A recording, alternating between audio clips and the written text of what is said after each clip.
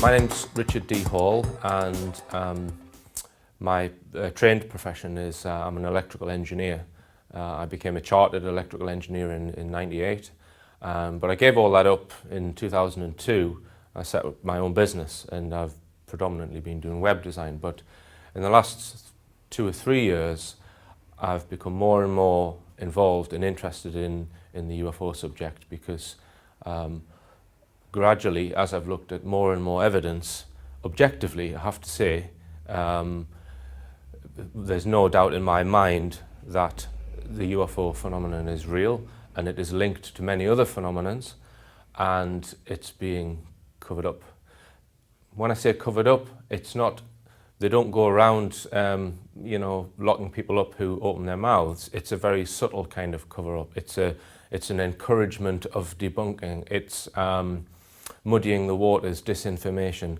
This is why the mass populace thinks there's nothing to it, because what gets in the mainstream media is generally disinformation. So I'm on a campaign because I believe that once the secrets of UFOs come out, that there's a whole raft of other information to do with who we are, where we came from, our spiritual origins, our genetic origins, and that's the information that I want to get at. So I see the UFO, the releasing of the true information as an avenue to learn more about ourselves. Some people would go to a church to learn about themselves. I don't think the answers lie there. You mentioned that there are those who know about UFO situation. Michael Portillo was one of them that I noted down, and you quoted him in saying, "I know much and I say little." Do you think we can get people like this talking, and if so, how? Well, I think it's very difficult, because if they've signed the Official Secrets Act, and once they're privy to that information, generally they're actually reminded of that Official Secrets Act, and often they're asked to sign it again in relation to specific information, and the punishment for breaking that is prison. So it's very difficult to get people to break their silence on such things. Timothy Good is probably a person who has managed to get people to speak to him through, and I did ask him, how do you manage to do that? And he said, very, very slowly. So and that's how you do it. You have to get people's trust, and you can only do that by meeting them face to face. You can't do it by email or over the phone. They have to trust you, and let's say they don't want their name put forward. It's a case of getting in front of them, getting to meet these people, getting to meet people perhaps in MI5 or MI6 or wherever they might be, finding out who they are, and it's very much almost a kind of diplomacy, I guess, to get people to speak. Very, very slow and careful, and making people trust you, I guess. And it's something that, to be honest, I have not really tackled. I've more been looking at evidence on the ground and witness testimony, rather than trying to track down people in the know. Are we free here in the UK? I would say within limits. Everybody thinks they're free. But I would say that, David Icke calls it the prison without bars, where people, as long as they believe there is democracy and they have enough material wealth, then they think they will be free. But I think democracy has been subverted, I believe, and our government has very little power. There are people above the level of government who have power, who coerce that government. So I believe that the majority of people think they're free, but they don't realise that they're actually living in a controlled environment, or in a box, so to speak. You approached David Cameron. Have you any plans to tackle other leaders who may have information?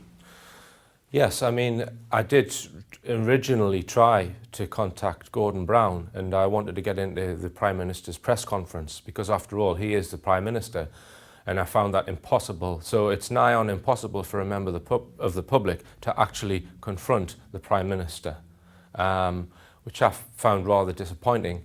And a number of people on my website have written to their own MP to ask questions. And of course, if you write to anyone else other than your own MP, you get the standard MP's reply, which is, I'm sorry, you're not a member of my constituency, I don't have any responsibility for you, please go away. That's what they say, always. And so I have approached my own MP, Dave Anderson, who was very, very good, I have to say. I showed him my animal mutilation DVD.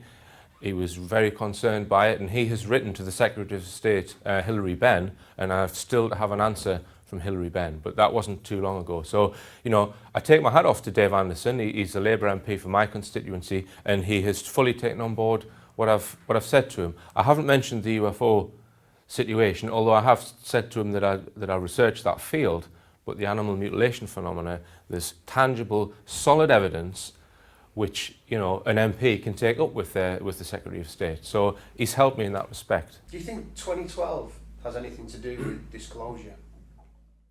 In a word, no. I think at 2012 there is a physical galactic alignment, which is the alignment of the Earth's axis with the Sun and the centre of our galaxy. Okay.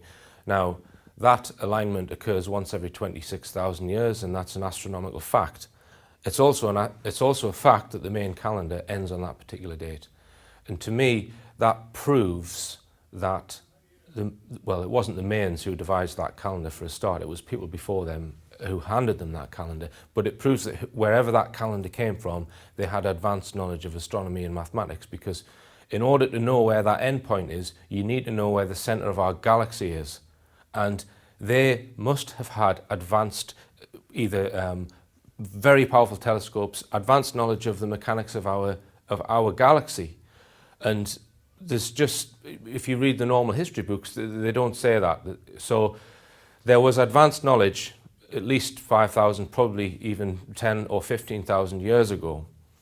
Now, and they knew that this was a line in the sand, as it were, of the 26,000 year precession of the equinoxes cycle. So I would say that it's a line in the whether things are going to change, I don't know. I don't know whether there's, I mean, I think that the coming of Planet X, I'm skeptical over that, and I don't think that's going to coincide with the 2012 date. I think people are mixing that up. But I doubt whether the government would choose that date for disclosure. No, I can't see that. You say that the MOD's declassification isn't for real, and that many of the documents released are watered down or some have been included. Can you tell me how you know this? Well, when I interviewed Timothy Good, he told me that in these UFO file releases, no secret files have been released, and very few secret files it was, and no top secret files have ever been released. The files that have been released are classified and things like that, I gather. They're not of the top secret classification. And when the first release came, it was quite exciting because people were looking at them, and we thought, this is the start of a disclosure process to kind of move the public towards eventually accepting the facts. Having had 4 releases since then, and in each release there's this executive summary put out where if there's a few kind of golden nuggets in those files, the executive summary always waters down and basically debunks those files. So I believe that they're being put out to say, this is all the information is, there's nothing to it. So where are these UFOs? So the first release, I had a different opinion, and I've changed my opinion now. I think it's a disinformation exercise, full stop. Why do you believe that the general public haven't been told the truth, and how long do you think it's been going on? Well, I agree with Stanton Friedman and Gary Heseltine and many others on this, that it's to do with power and control, because by releasing the information, people would be up in arms. I don't care what people say, that some people would forgive people, but there would be a core of people who would not forgive the withholding of such a massive secret for 60 years, and they would want heads to roll, and people would start examining how this secret was maintained, and they would want rid of a whole tier of people. They'd want them, basically gotten rid of. And there are people above the level of government who coerce government through whatever position they have in whatever organisation who have been involved. And I think that it's to do with relinquishment of power, which would have to happen if they release the information, and to do with oil as well, to do with technological secrets, which would have to be released. Yes, they released some of the technology in the commercial world from the Roswell crash, as related in Philip J. Corso's book, but I believe they kept all the best stuff, the energy stuff, and that would have to come out. And if that came out, the whole energy technology of the planet would have to change. We'd have to replace all of the fossil fuels, and anyone involved in fossil fuel industry would, their power base would collapse. So it would be a revolution, which a lot of people don't want. Do you not think it has to happen? I think pressure's building up for it to happen. How long it can last, I don't know. I guess it all depends whether we get a new President Kennedy who wanted to do that, and avoid assassination. Exactly, and can avoid assassination. Yeah. So what evidence so far do you think undeniably proves the existence of UFO and an alien presence? Okay, well, I believe the evidence comes from 4 areas. It comes from photographs. Now, photographs are quite easy to debunk because with today's technology you can fake them. So I don't believe that presents to me the strongest evidence. There's the abduction phenomena. People who are hypnotically regressed, who come out with stories of being abducted. Again, people explain it away as if it's just their person's imagination. But I believe those 2 areas provide strong evidence, but not the strongest evidence. The next evidence would be documentation which has been leaked from governments. Again, people pass it off as disinformation. Now, those 3 areas, I would say, provide strong evidence.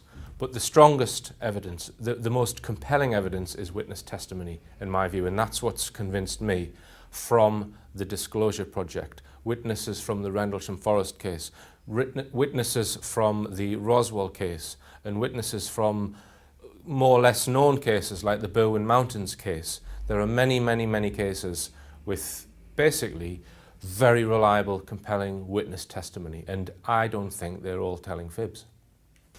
Have you ever considered collaborating closely with other leading ufologists such as Tim Good and Ross Hemsworth, who's here, to try and create a sort of a bigger, more rounded picture of what's going on, because you all sort of specialise in different areas? Yeah, that's a good question. As soon as you start collaborating and creating a single group, then it can create problems, which is why I prefer to work alone. I feel that you can be more effective as a one-man band because you don't have to consult with anyone when you make a decision as to what it is you're going to research and how you're going to tackle something. However, I do collaborate with people, and I've interviewed many, many people, such as Timothy Good. Now, when I interviewed Timothy, he did say that he would take part in a British disclosure project, as did Gary Heseltine. But events such as that require funding, and this is the key problem to creating an organisation, is that you need to fund it. And to be honest, I don't think that the Disclosure Project, it was very good, but it didn't achieve its objective. I think there are more, if you think laterally and come up with new ideas to try and get the truth out. That's where I come from. I'm looking for new techniques, basically, other than having conferences and just getting around the table and talking. I prefer to work to my own agenda. We've seen some exciting new footage over the last few years, with more and more people using video cameras. How long do you think it will be before evidence is recorded that is just so strong that it's simply undeniable? I don't think that will come. Because whatever evidence is produced on video could be fabricated. It needs to be demonstrated so people can actually go and touch it. I would suggest, and that's backed up by people who we trust, trusted scientists, etc., people who run our universities who get involved in it, and yes, this is real. So it has to be a combination of things. I think video, being able to touch it, the professors' reports, etc. It has to be a whole rack of evidence presented to the public. There's a lot of technology available now to anybody to be able to create superb CGI effects. So the answer is no, we can't believe what we see on video. And not only that, we can't believe what we see with our naked eye, because some UFOs are alleged to appear and can be visible from one point on the ground, but not visible at a different angle.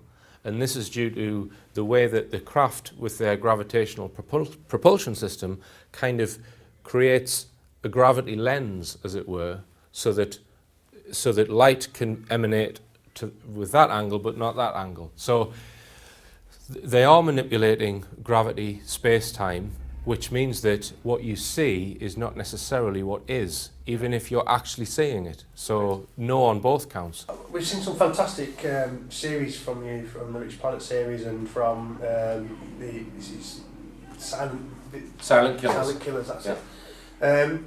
What's in the pipeline? What have we got to look forward to? Well, I've been filming in North Wales last week for an investigation into the Berwyn Mountains UFO case, and I had no knowledge of that case up until a few months ago, and I've spoken to a couple of researchers who've been researching it for years and years, and what's clear to me from that is our government are paranoid about that case for whatever reason, and there has been disinformation put out on that case without a doubt. And in the documentary that I'm making, I'm trying to get to the bottom of why this particular case the government seem to want people to keep quiet about and not know about. Being interested in UFOs, it kind of automatically takes you at some point into the field of crop circles, because many people believe that the two are related.